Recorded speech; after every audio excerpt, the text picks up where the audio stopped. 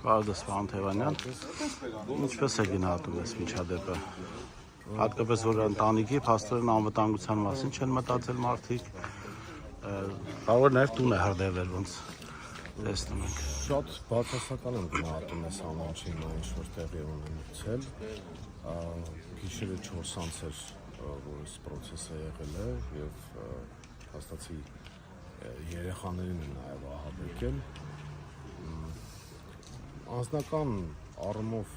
Գևորգ Ստեփանյանը որևէ հակասությունների դաշտի մեջ չի գտնվում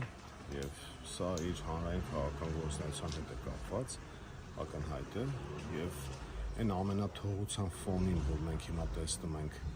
որ Հայաստանում կա եւ մասնավորապես Երևանի իշխանությունների հետ լկտի եւ սանձարցակ պահվածքը, որ տեսնում ենք, սա այդ ամեն ինչի շարունակությունն է, այդ ամեն ինչի հետևանքն է։ Գևորգ Ստեփանյանը գիտեք ակտիվ